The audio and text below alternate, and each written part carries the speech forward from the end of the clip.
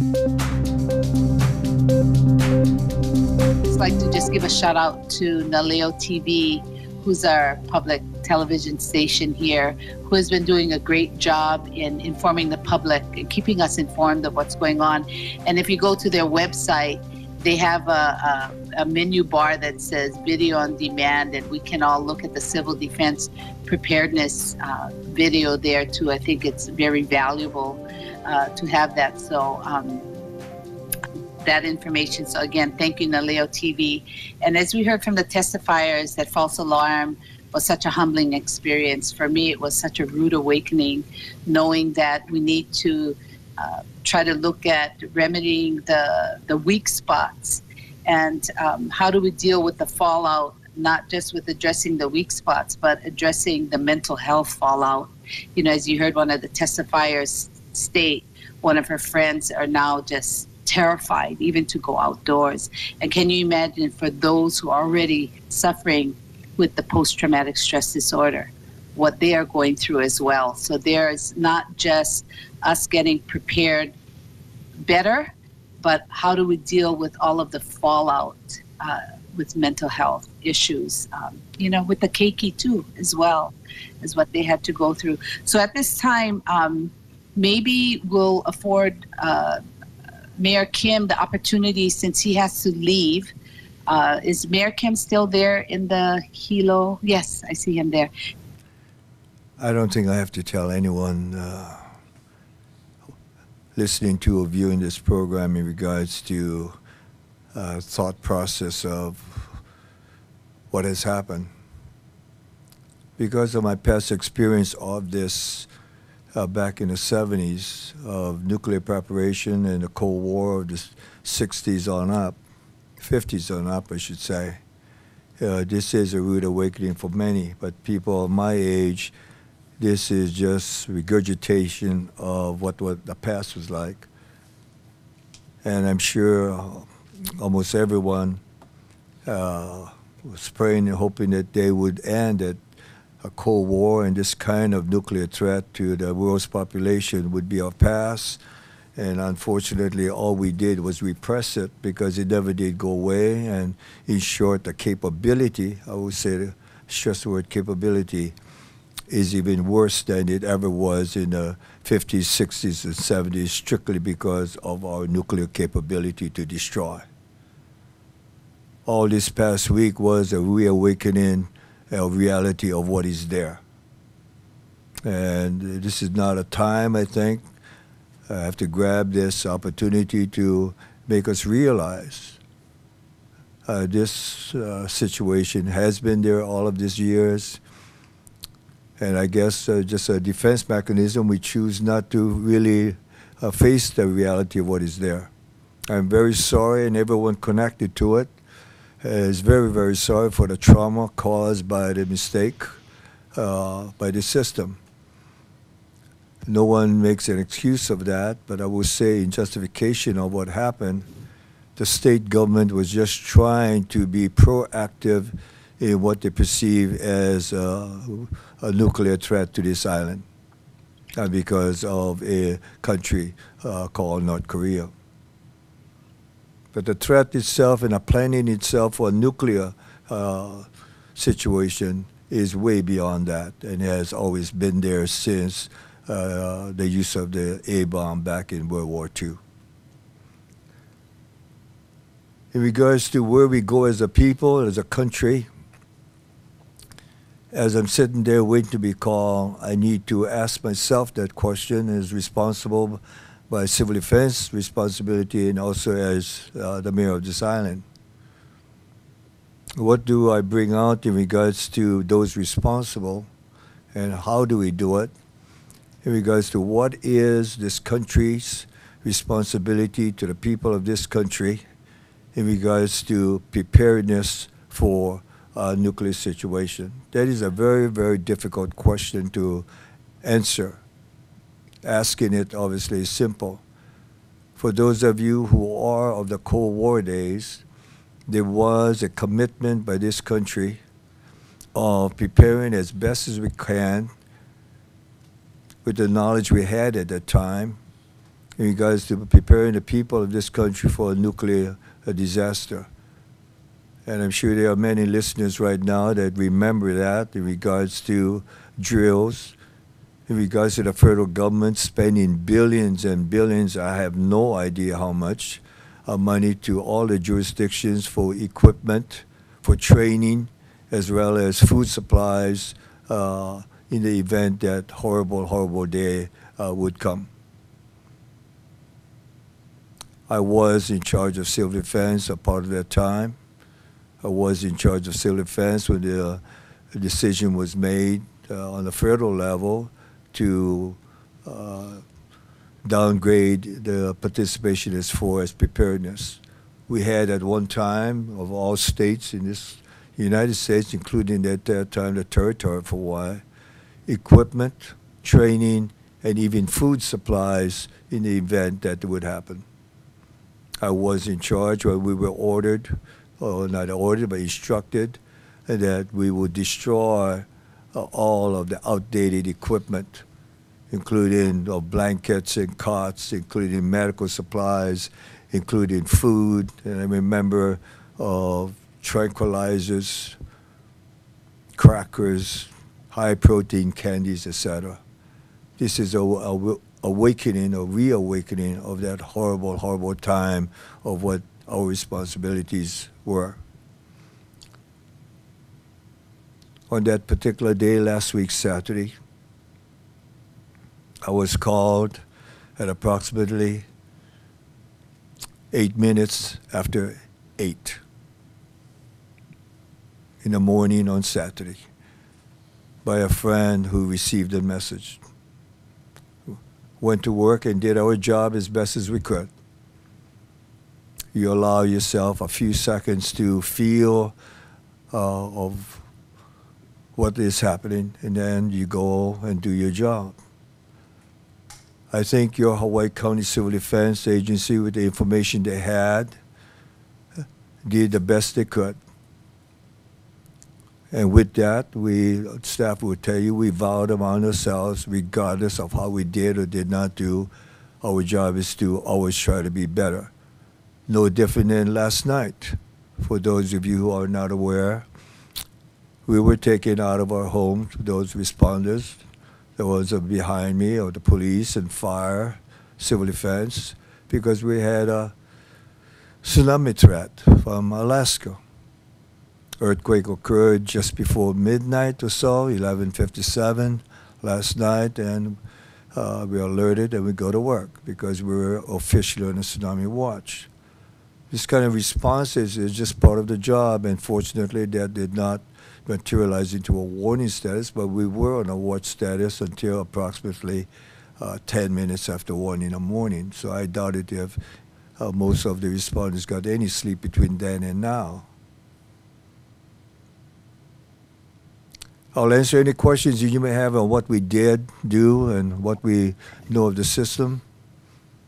I will continue my discussion with the governor as we started yesterday and before that in regards to where we go from here as far as response, as far as responsibilities, as far as training and those things, and above all, of correction to be better.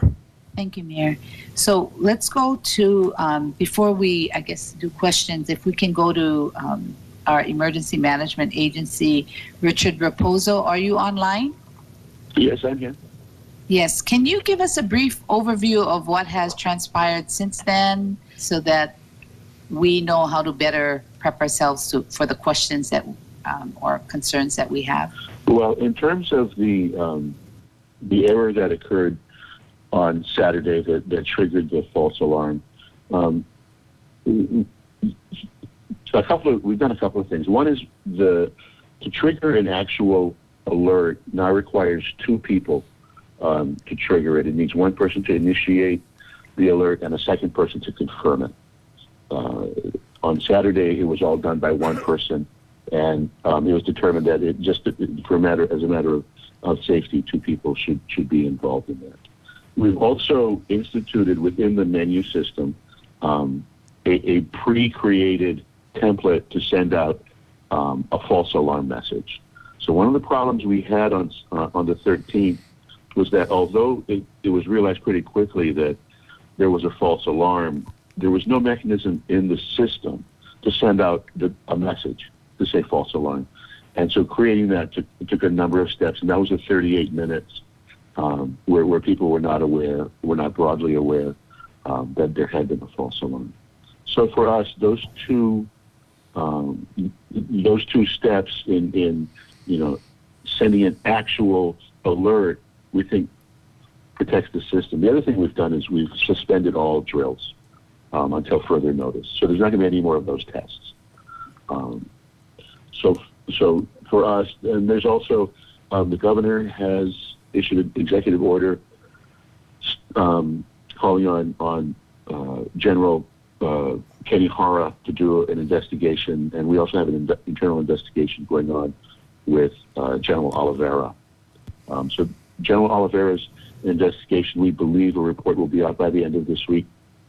General Hara's investigation will take 30 to 60 days. So we're looking forward to a very thorough review of our operations and potentially identifying other areas of concern. Okay, thank you. Really quick, and the reason why I thought the police chief or the police department and the fire department should be here is they were very involved with this as well, and we have a Nixle system, and I'm wondering if we could possibly even have used that system to alert our island people when we found out sooner, or however that was handled. We also have a civil defense, Talmadge Magno. Do you want to give a brief overview before we open up for questions? I'd like to thank you for your initial plug for NALEO. Thank Stacy Higa and his operation for producing that video that we put out prior to this event. We're really pushing that so that possibly it could reduce people's anxiety. Well, on the 13th, I got the notice just like everybody else through a text alert. And, right away, I could see the flaws in the system as far as, cell phones being busy, so pretty limited communication. My staff as well received alerts and responded, appropriately. So by 8:07, one of the other administrators was in the office, and by 8:10, he had received over the state warning point the false alert message. And so as other responders arrived, they progressed to get the radio message out and push out our mass notification message through our Blackboard system. Pretty much that's the products that we have to do that. It was accomplished, we could definitely do it faster, but that's what we use to get it out. I think the county have responded appropriately. Majority of the cabinet heads and other department heads arrived at the EOC to assist the response and get the notice out. The incoming calls that were coming in pretty much one after another on top of each other. Once the messages went out, they started to get reduced, within a pretty quick time frame. So it was apparent that the message had gotten out and people were made aware of the false alarm. So pretty much that's it for us. We've been reviewing our programs as well, using lessons learned to improve. Also it was apparent to us that we need to do a better job as far as educating the public. So we're pushing that NALEO video. We continue to do outreach, speak at different committees and so forth. So that'll be an ongoing task that we have from here on out. Thank you. Thank you. And the Blackboard system is, can you just explain that for the public? What is the Blackboard, your Blackboard system? Well, it's our vendor, our contract vendor for mass messaging, such as, similar to what Nixle is for the police department. Same thing. Okay. You sign up. Does it go to the phones, or you have to sign up for that?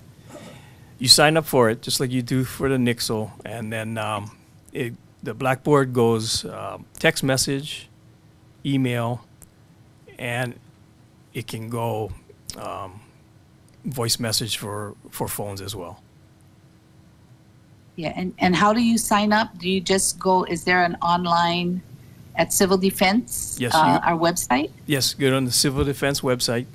You can access the app to sign up for Blackboard and Nixle as well. Oh, good. Okay. Thank you.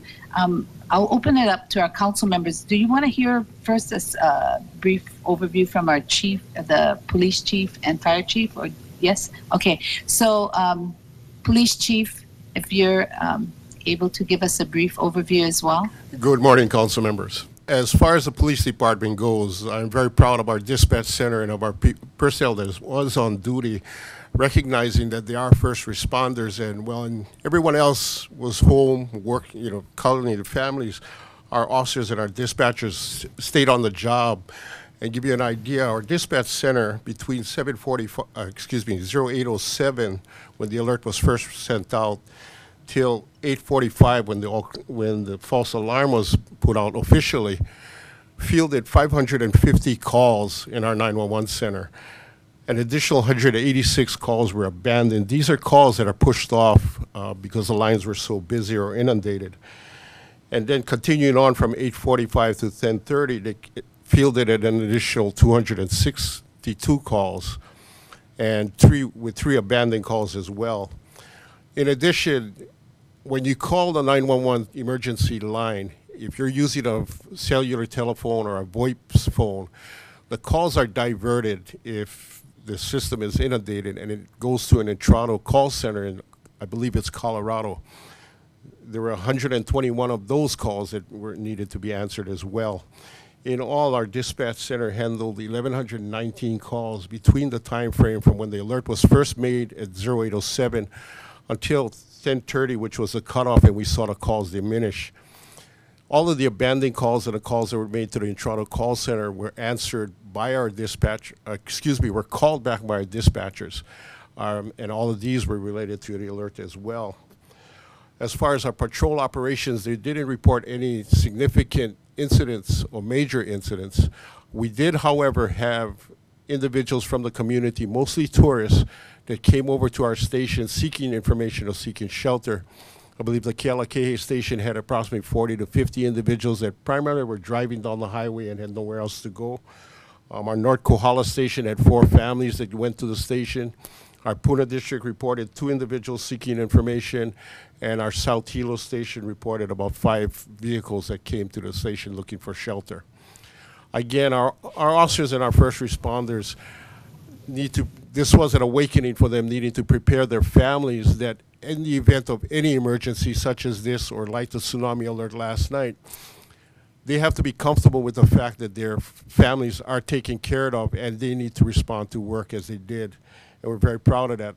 As with any emergency, we look at our protocols, what our procedures were, and there's always room for improvement. And I believe that the Civil Defense Agency, the way it was handled, was exceptional on Hawaii Island, as it's always been in any emergency.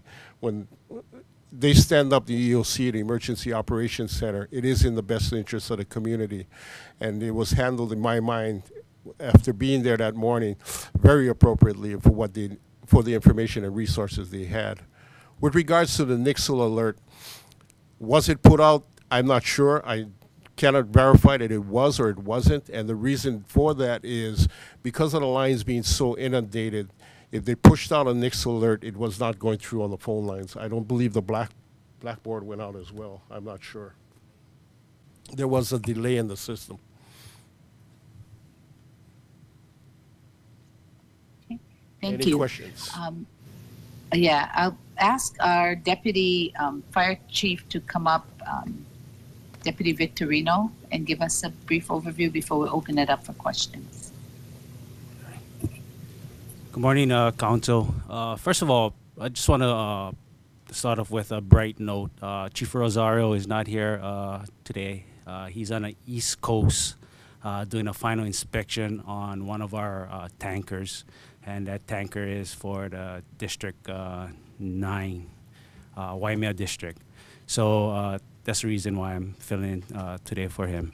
But anyway, on that Saturday, we were conducting our firefighter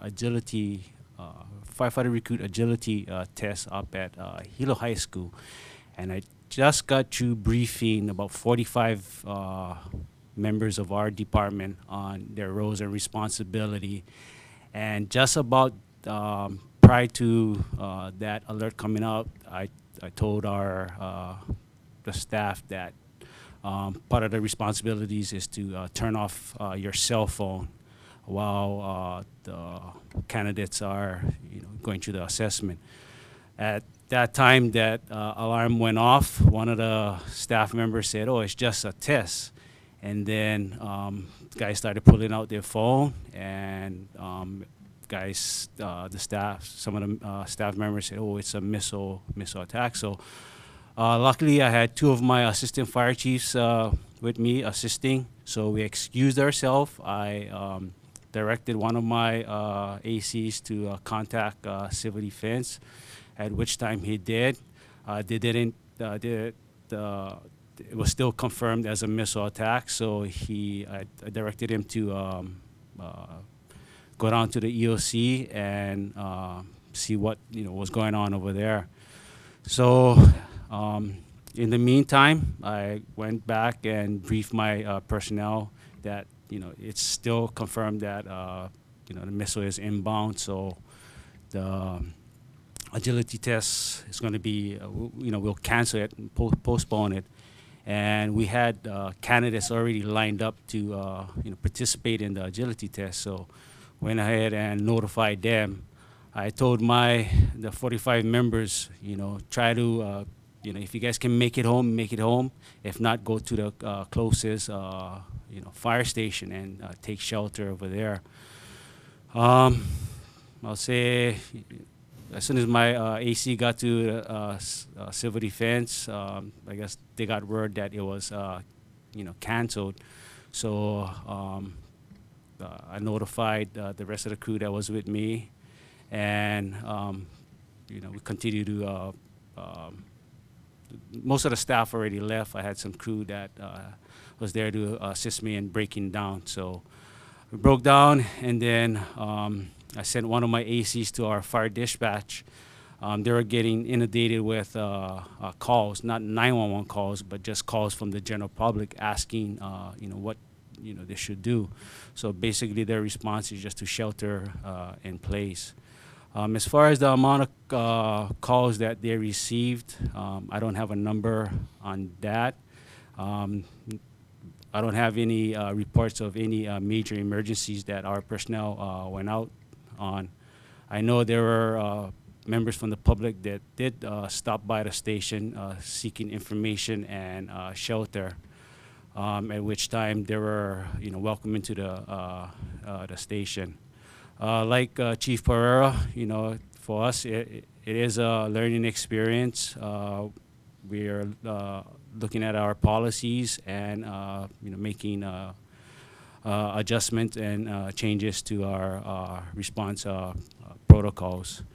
Other than that, that's all I have. Any questions? Ms. Leland. Thank you, Chair. I actually have a question for Police Chief Ferreira or Civil Defense Director Magno. You mentioned that there are different ways that you folks push out this information. One is the county blackboard system, and then Nixle has HPD has the Nixle system. My question is, are these alerts just text alerts, or do they have a voice component? Because my concern is we have families with visually impaired or blind, and it's one thing to get an alert But if there's no voice component to that, how can they be informed? This is Harry. I'm going to answer that initially. Just to explain overall how the system does work. With the statement and reinforce, we will always, regardless, like last night or early this morning, try to be better. I need everyone to be aware that regardless of what system they're referring to, like the blackboard, it is only a part of the entire system, including the sirens. Take back on that day, on that Saturday, at 8:24, all radio stations on this island was carrying the message that this was a human error disregard. At approximately 8:11, all police districts were notified by their dispatcher that this was a human error disregard, and as best as possible try to spread the word that this was not, this was not real, this was just human error. The fire department, likewise the same. I can honestly say here that I don't think there was any confusion by any department, any responders, after we were notified by State Civil Defense, the warning point that this was not real, this was a human error, because we have, which I'm proud of, a centralized system where everybody reports, giving a simple message of what the status is, like last night or this morning, and that is disseminated, and that happened the Saturday before last. I need to emphasize, because people are going to talk about Blackboard and other means, each one of those are used as best as we can, but each one of those is not dependent upon in entirety. They're just part of the entire system that we use.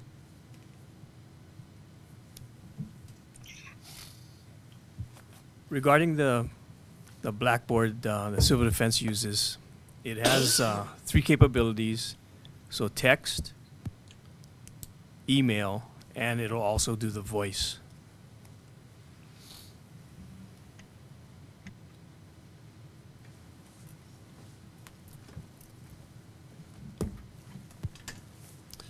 As far as the Nixle system that the police department utilizes, it's strictly text and email.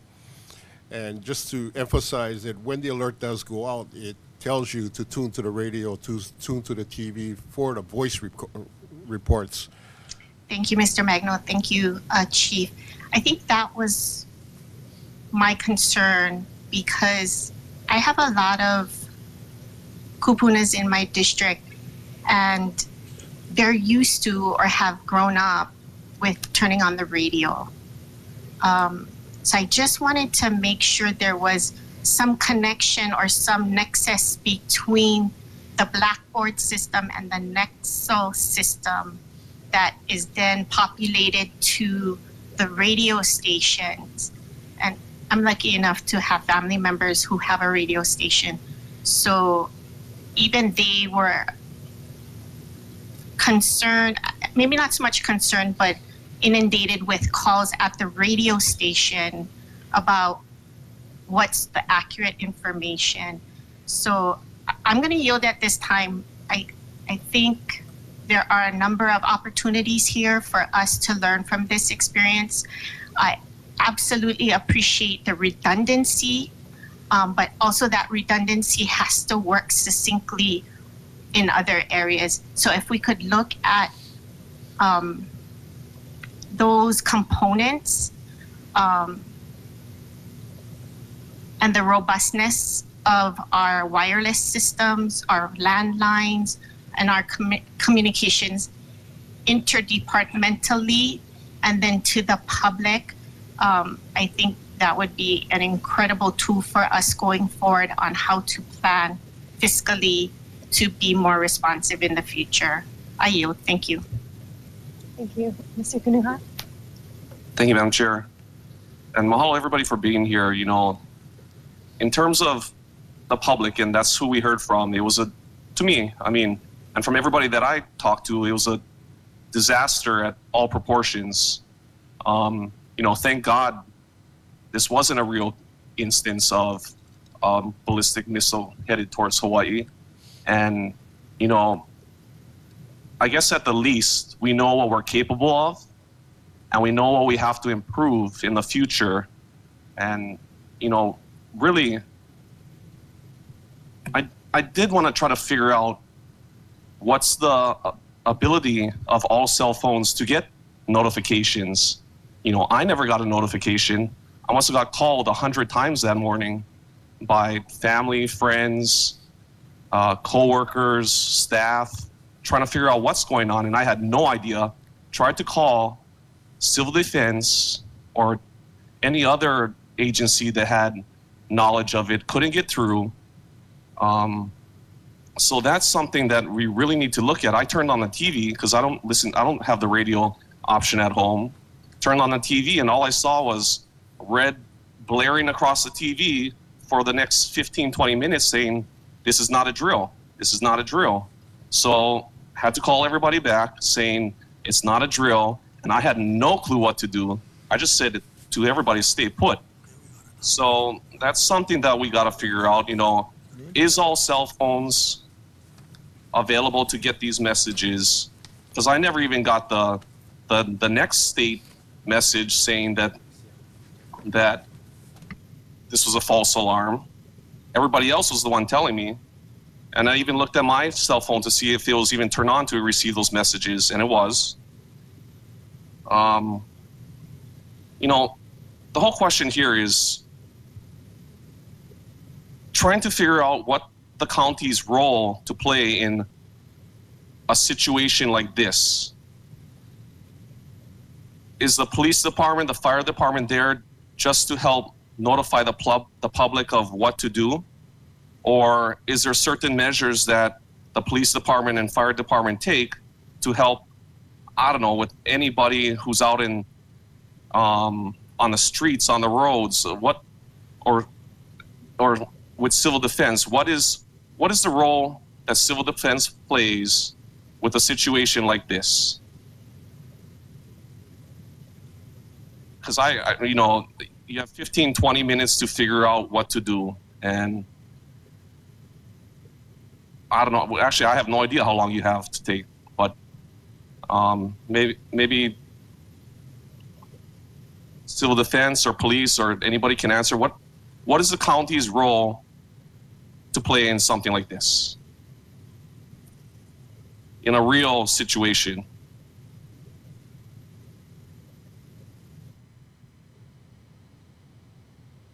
Yeah, I'll take that question. This is Administrator Magno from Civil Defense.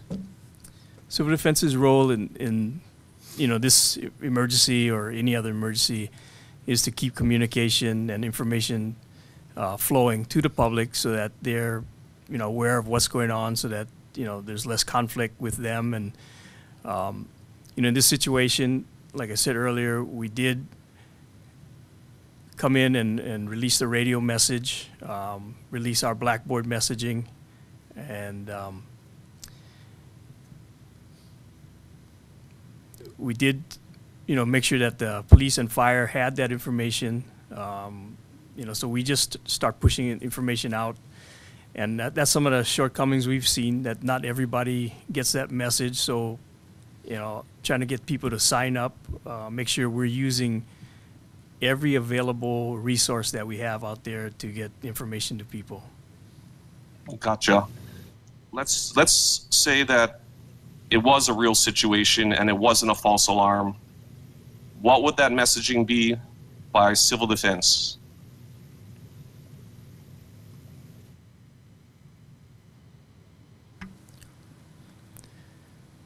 So that message, actually, the way it came out from State Emergency Management, IEMA, that was what the state plan called for. Basically, they get the direct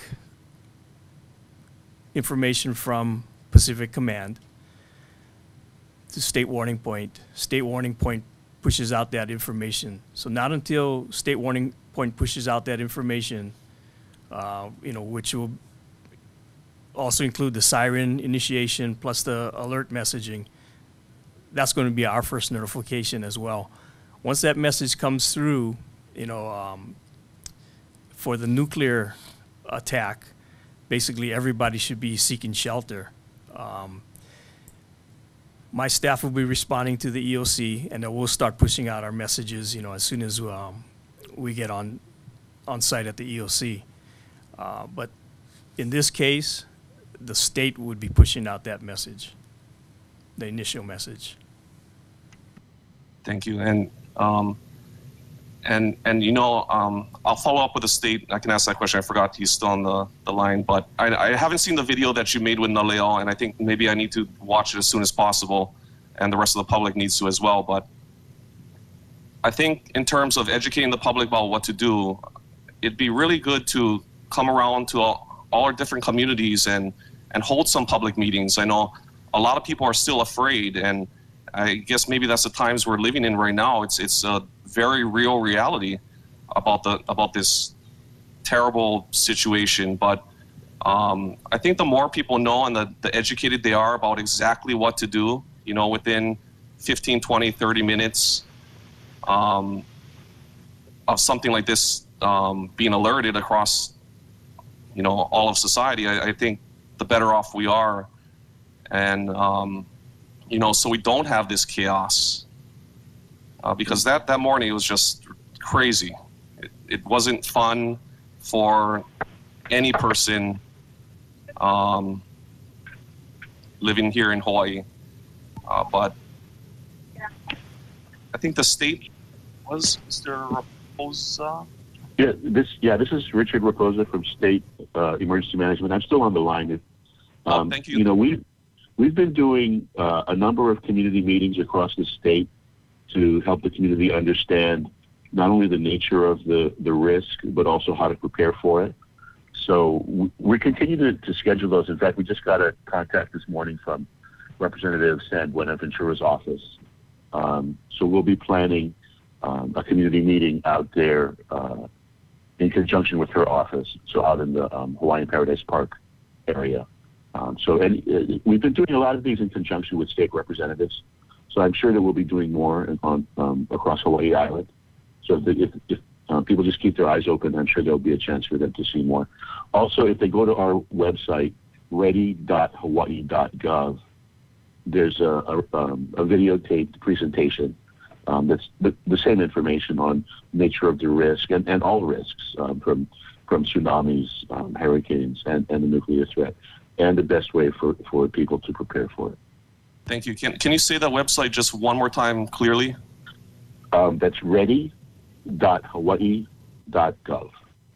Got it. Ready.hawaii.gov. Okay. Thank you for that. Uh-huh.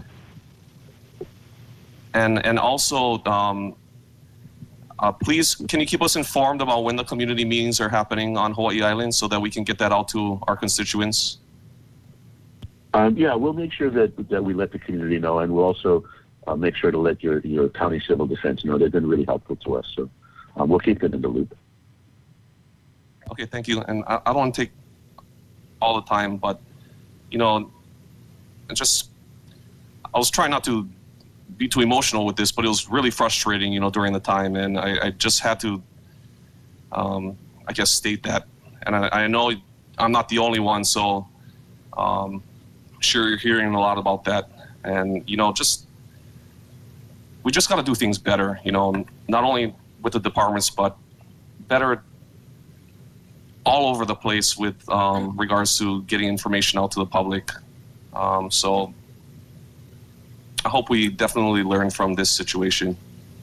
I yield. I think one thing we did learn, and this is Richard Raposa again, I think one thing we did learn is, despite doing a lot of community outreach, the community really wasn't prepared, or as prepared as we had hoped they would be.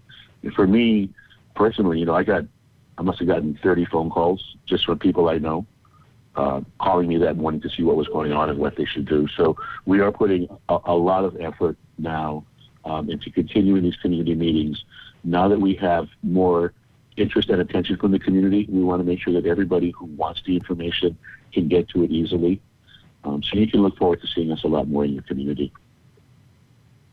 Thank you for that. And real quickly, and this isn't taken away from the job that I know emergency management does for the state and Hawaii County Civil Defense does for our island.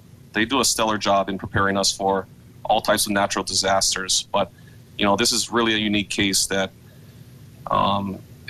something to learn from and really, I guess, really be prepared for. So again, not taken away from the great work that all those individuals do on a day-to-day basis, preparing our state for any types of disasters that could happen.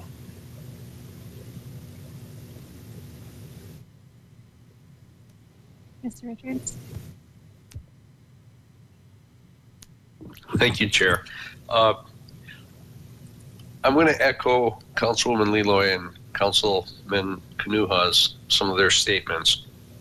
At Saturday morning, my phone exploded right at 8:07.2. I mean, it went off. And my concern, I'm less bothered by the fact that it actually occurred and more bothered by the fact that our response to the occurrence was so stutter-step and problematic. And again, I'll echo what Drew just mentioned. Really appreciate emergency management. Truly, truly appreciate civil defense and all the work they do. That being said, this was a false alarm, but it was a true, real drill in the sense we had the emotional context and we had the emotional response that my constituents, I mean, they're still angry about it. We went from despair to anger through all this. And so could someone go through the timeline with me? As far as 8:07, we have the warning.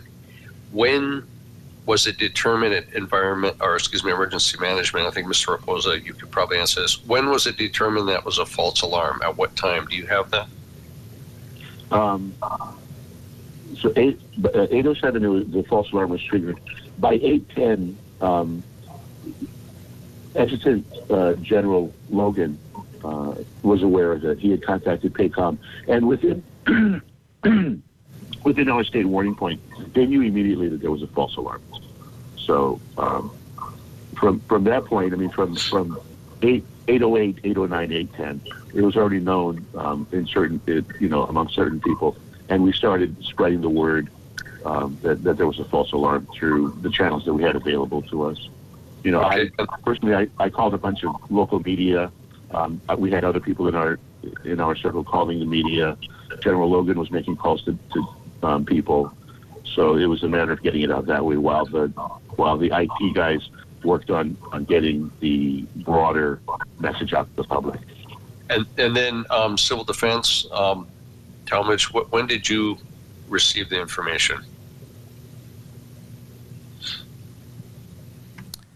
It's Administrator Magno. So the other administrator, Bill Hansen, arrived at the EOC shortly after 8:07. So he heard the what we call the HAWAS communication come through that it was a false alert at 8:10. So from that point, they started pushing out their messages. Okay. As Councilman Kanuha said, his phone went off. Everybody's phone went off. And I think part of the challenge here is that the council people, as it's been reiterated numerous times, we are the closest government to people and the communities, and we had no information. And, I can appreciate it may have been pushed out on the radio, but I'm going to ask, as we look through this whole process, it looks like in 3 minutes, we started knowing that this was a false alarm, which is great. It worked at that level, but it wasn't getting out further. And that's where my constituents are angry about that. They weren't being able to get that information. And I'm not a tech guy. I won't pretend I am. I know we've got to look at the phones because mine went off with the alarm, the alert, but I never saw anything at all clear. And I think we've got some stutter steps there. I would also ask that I think the part of the phone tree, if you will, or the communication tree, we're going to need to include elected officials. The mayor needs to be notified right away. County council need to be notified right away on things like this, because we can help manage a situation like that if we have information, but we couldn't get information. And so I think, like I said, I'm more forgiving about the accident button than I am about the management afterwards, because there was about 30 minutes there where I had very angry, very upset people, and I was doing the best I could deal with that. And that bothers me more than anything else, was that lack of communication, or the stutter step. So I'm not going to belabor the point, but I think we really have to look at that. The information was there, but it wasn't getting to people that could help manage the situation. So with that, Chair, I'll yield. Thanks. Ms. David? Thank you, Chair. Aloha. And mahalo to all our agencies that are here today on this important subject. And I believe what Mr. Richards has suggested, I hope that can be implemented, because we were receiving so many calls. I actually had a number for a civil defense personnel that I worked with on Oahu on our sirens here in my district, and I happened to have his number. So when the alert went off, I called and found out pretty quickly that it was a false alarm. But then I tried to spread the message. And after spreading that message, people were calling, "Are you sure? There's nothing on the TV, there's nothing on the radio." And so those minutes are critical. Even when you're trying to say, "Don't worry, it's a false alarm," you second guess yourself, because you don't see that band across the TV. You don't even see, number one, I questioned whether it was for real at the very onset, because I didn't hear any sirens. So being in the rural area, you depend on the emergency notification via a siren or your television set and your radio.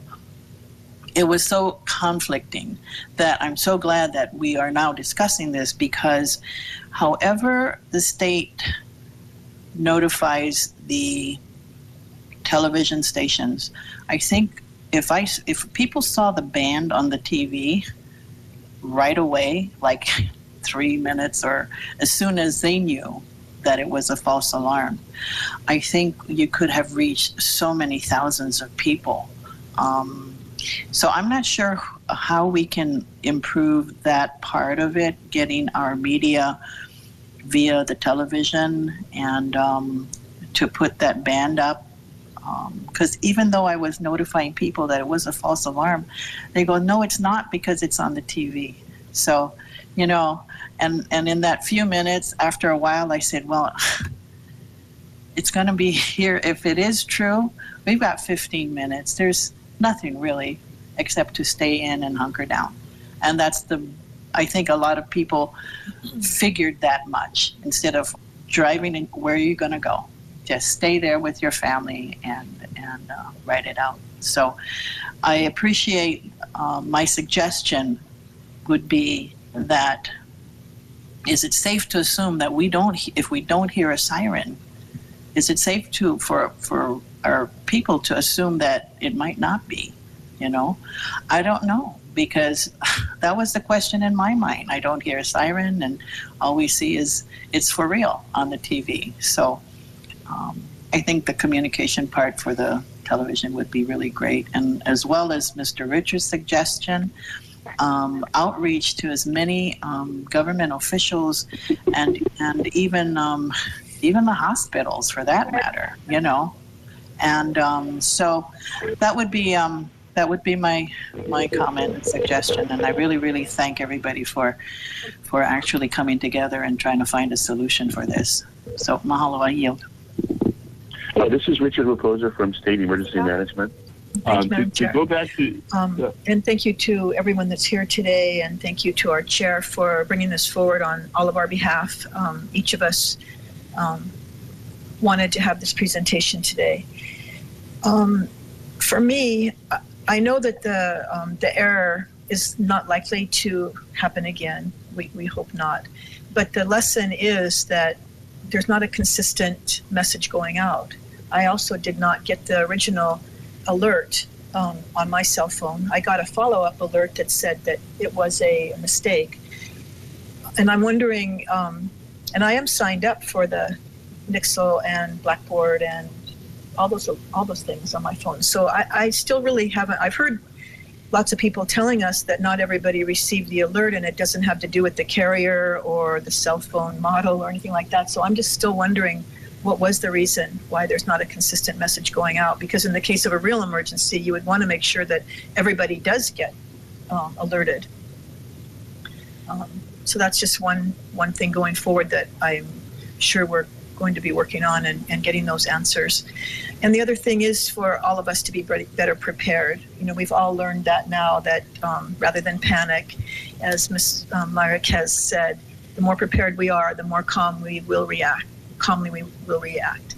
So I want to thank Mr. Raposo for offering to come to our island, and I would encourage each of us to find a venue in our communities, because even though this is being televised, and yesterday internally we had a briefing from Civil Defense and watched a video on preparedness, but there's a lot of information there, and even in that 1 hour video there was a lot to digest. So I think the more we inform people, and of course going into the schools, and I'm going to look into how maybe the Civil Air Patrol Cadet Program can help educate their fellow students. Maybe we can arrange for some kind of outreach to our local schools. But a lot of things have come up today that have helped us to realize that going forward that we on an island should be more prepared and know what to do and improve our outreach alerts. So thank you all again, and I won't take up too much more time. I know we're already running quite late today. Thank you to my colleagues for all their questions and all of the answers we've received today. Ms. O'Hara? Thank you, Chair. And thank you to everyone for doing this discussion, having this conversation about what happened on the 13th. It is difficult in today's world to reach everyone. We were just having discussions here. I don't have conventional TV. I just don't watch it anymore. So that doesn't work for me. I fortunately got both alerts on my phone, the incoming and the news that it was a false alert, but I didn't have my phone at the end of my arm. It was on my charger in my office room, and I keep it silent because I'm always in and out of meetings. So until I got called by my sister from the East Coast, who already knew it was a false alarm, and asked why I wasn't in a shelter, I'm like, what are you talking about? Anyway, so that was my morning, but I live a block from the siren, which didn't go off. So I would have, even if I had seen the text, that would have been my first reaction. Wait a minute, the siren didn't go off. But it is challenging in today's world. We're in this transition.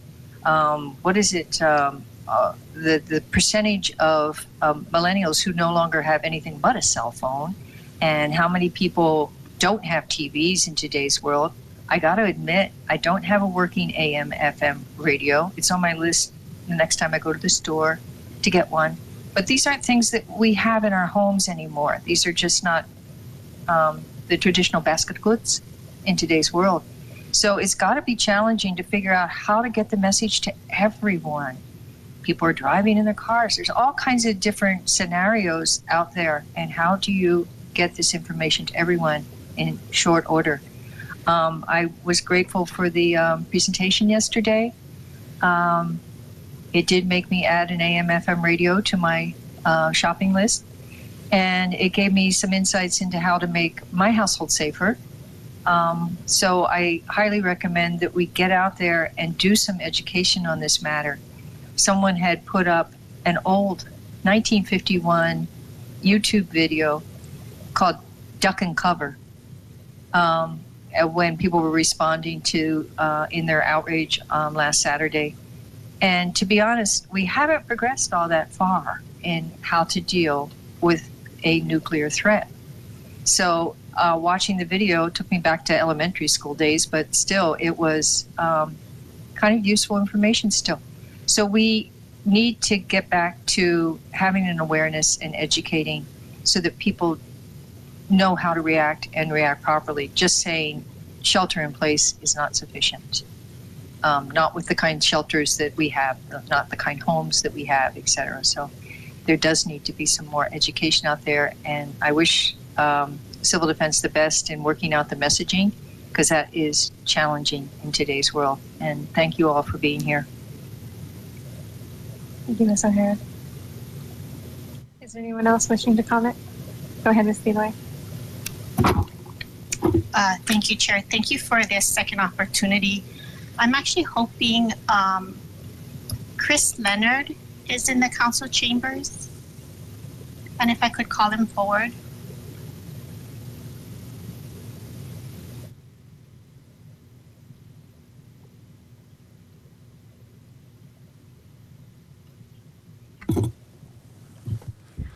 Thank you, Mr. Leonard. Mr. Leonard owns a radio station in Hilo, and I just thought it would be real interesting for this council to understand from a subject matter expert on how the emergency alert system works through our radio waves.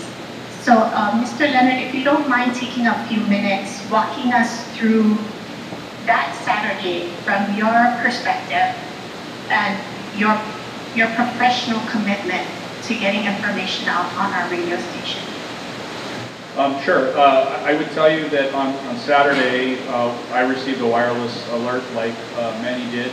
The wireless alert was issued at the same time as an emergency alert system alert was sent out, which aired on all 5 of our radio stations, and I believe on basically every radio station on the island, as well as television across the state, and cable systems. The alert was about 2 minutes in length. Part of the challenge in the system, well, first and foremost, let me say the technology worked. It worked as it was designed. Emergency officials were able to push the alert out.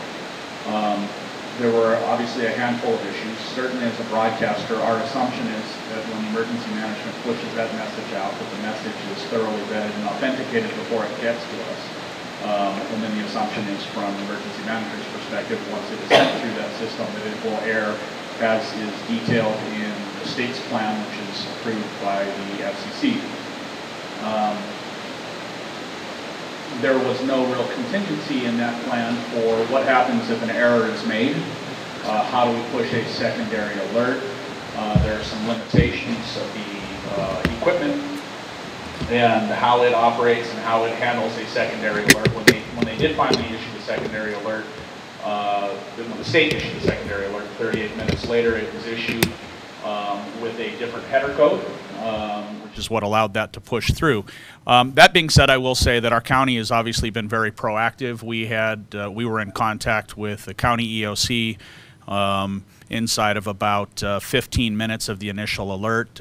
We took a phone call from Mayor Kim at the EOC indicating that it was a false alert. So at about, I think, 24 minutes after the hour, we'd given the all clear, which was still quite a bit ahead of the all clear that was issued by the state. I think the challenge in the system right now is that the equipment is set up to do the work. The equipment is set up for emergency managers, whether at the state level or even at the county level, to issue an alert and have access to all of the radio stations on this island, statewide to radio, television, cable, and wireless as well. They didn't go back to that system as quick as they could have, and some of those things obviously were technical. I think some of those were also procedural because this was a scenario that had not been fully anticipated. I've had the opportunity in the last week, I flew to Washington, D.C. on Wednesday night and met with the FCC chairman on Thursday and talked to him about some of the limitations of the equipment and some of the things that actually address some of these issues. The State Emergency Communications Committee also met on Thursday, which I believe the county I know the county was a part of, and addressing some of the issues in our state plan. The state plan that we have was written in 2003, was updated again in 2005 and 2006, but has not been updated since then, and there are a number of issues in the state plan that do need to be addressed. And as a representative of the broadcast industry, as the Hawaii Association of Broadcasters president, playing a pretty active role in making sure that those details get updated, allow us as broadcasters broadcasters to be in compliance with federal law, but first and foremost making sure that the system is actually set up to properly work and that everybody is on the same page from the state to the county to the broadcast community as well. And Mr. Raposo, if you're still listening in, as Mr. Leonard said, them as broadcasters have a duty and a responsibility to get out accurate information.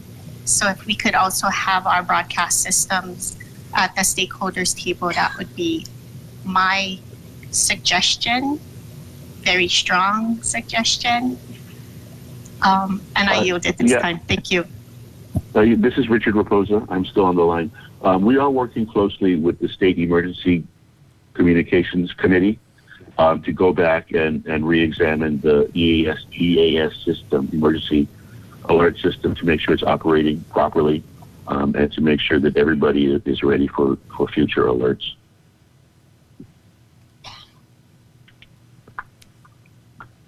Is there anyone else wishing to comment? Oh, go ahead, Ms. Poindexter. Yeah, I just wanted to ask Civil Defense. I know that we had some pamphlets or even a pamphlet that looked like 2 weeks ready, and it gave a list of things that we need to get to put in containers or bags or whatever it is to be 2 week ready.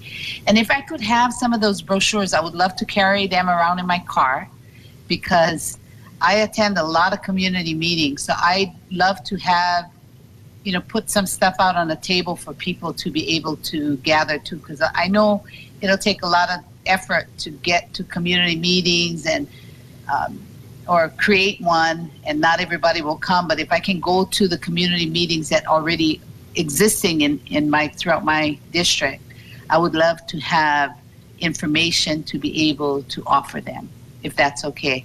And if I need to reprint, I don't mind using some of my funds to help print things for my district. Mr. Magno, if you're still there, Director or Administrator. Hi, Administrator Magno. Yes, we've got some supply in our office, and maybe Mr. Raposa can expedite sending more down to our Hilo office as well, and we can get them out to the council members. Okay, Mr. Raposo, go ahead. Yes, we will take care of that. Okay, thank you. If you can do that right away. Yeah, if you can do that as soon as possible, that would be wonderful. And if what is your contact number for us to be able to reach you? You can call me at, hang on, I'm new here. I still don't know my phone number. It's 808-733-4300, extension 522. Thank you. Thank you so much for that information. Okay, I'll yield at this time, Madam Chair. Is there anyone else wishing to speak? Go ahead, Mr. Richards. Thank you, Chair. Just a quick follow-up. Mr. Raposa, I heard you say you're going to be going back and looking at the whole emergency broadcast system. And am I gathering or understanding that the intent with the sirens that ties into the broadcast over the radio and television, is that going to also be tied into the cell phones so everything gets triggered at once? So we have a unified notification rather than this stutter step, or is that going to be reviewed? Is that what's going to be coming forward? Well, the way it actually works now is the alert that went out on Saturday was the EAS WEA alert. So that's all the wireless going out to the broadcasters and also to the cell phones. That's actually separate from the sirens. Another person triggers the sirens through a separate system. And that's why on that day, we didn't have any sirens, because they were never triggered. The way it would work is both of them would be triggered at the same time. If there was an actual emergency, both of them get triggered at the same time, and you should have both of them simultaneously. The challenge we're facing is we've never had a chance to test the wireless emergency alert system statewide. It's just not permitted by law. This was basically a test of that, and we found some holes in it. We're working with cell providers to identify what those issues are. Also, with respect to the emergency alert system, which is the system that goes to radio and TV, we're learning that some broadcasters their systems were not configured properly. And so we're identifying the issues there and working back with broadcasters to make sure that the system works right from end to end. So to answer your question, yes, it's being set up so everything will work simultaneously. It's been a good test, and we're using this as a teaching moment. Okay, so I'm glad to hear that. And you did get your test. Unfortunate situation that triggered it, but at least we can learn from this. And one final thing, Mr. Raposa, what is your official title? I'm the Public Information Officer for Hawaii Emergency Management Agency. Okay. I yield. Thank you. Thank you. Go ahead, Mr. Chen. It goes without saying that that was a very unfortunate situation a few Saturdays ago. And, the emotions that were running range from, of course, horror to resignation. But I can think of no better time to use that old saying, live and learn, right? And, it was definitely a system error, okay, the way they came up and formulated the system. But let's be honest, all of their energies were focused on responding to an attack. If you would have put all 9 of us in that room to figure out a system, how many of us would have said, hey, what if somebody presses the wrong button on this, on the alert? I don't think too much energy was put into that, and you cannot really blame them, right? So, really, again, live and learn. A lot has come up this, a lot of it negative, but hopefully, there's a lot of positive that come up of this. But when you look at the bigger picture now, a few months ago, we passed that resolution, right, asking for a diplomatic solution or efforts, to this North Korean situation.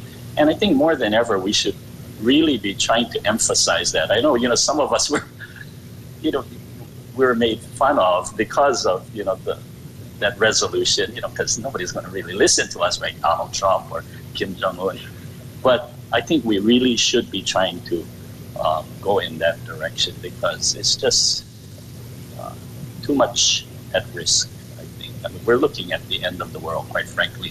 One missile comes, that's it. We've lowered the threshold for nuclear, the use of nuclear arms, and we're finished. The Earth is finished. So I think in that sense, we shouldn't really be worried too much if one comes our way because it's going to spell the end of our world anyway. Sorry for that kind of sobering message, but that's how I look at it. Thank you. Thank you. Anyone else? Okay, great. Well, with that, to thank Mr. Talmadge, Mr. Magnol, Chris, Mr. Ferreira, and Mr. Raposo for having this discussion with us. I do have a couple of questions and comments from constituents that I wanted to bring up. I don't know if, one is, there was one instance a few minutes after the false alarm notification went out that I guess near Hilo by WikiFresh, there was a cell phone trap in which police officers were handing out cell phone tickets to people that were on their cell phones, just speaking with loved ones and telling them that they're okay. Did you want to comment on this, Mr. Ferreira?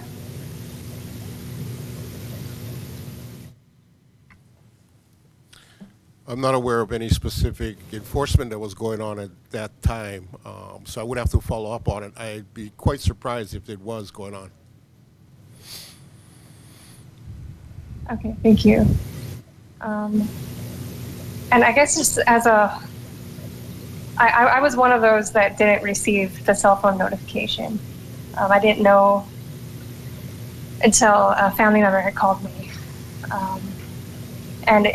I think that this false alarm was very revealing, and I agree with my colleagues in that live and learn, that this is a good learning experience. And first of all, I contemplated my role as a citizen, and I contemplated my role as an elected official. saying that I still don't know why I didn't receive a cell phone alert. And I'm assuming just from the discussion that the answer to that was simply that most of you don't know why we didn't receive a cell phone alert. So I think it's good that we can look into this now. And as a citizen, and knowing that the question came up with, can I count on the government? Can I count on civil defense? And personally, for me, I couldn't. And so let it be a lesson in that we all need to take our safety into our own hands and to educate ourselves on emergency preparedness. And with that in mind, we actually have, the county is offering free CERT trainings coming up in January, which is community emergency response trainings. It's going to start on January 4th every Saturday for 4 Saturdays. And this is free. It's posted on my Facebook page if you're interested. And like I said, it's revealed our lack of preparedness as a county, and as a wake-up call for myself as an elected official and resident, that this creates an opportunity for us to have this discussion that brought to light the disconnections in communication that we needed to protect health and safety. And now let's get a plan, not just for the county, but also as residents, that we should all have a plan. And I also just want to state that one question that we need to ask, and this is not something as a county official that I have authority over, is why do we allow such a massive expanding military presence to begin with? And that could be why we're a global target. And that we should be looking and joining the movement to become a nuclear-free Pacific.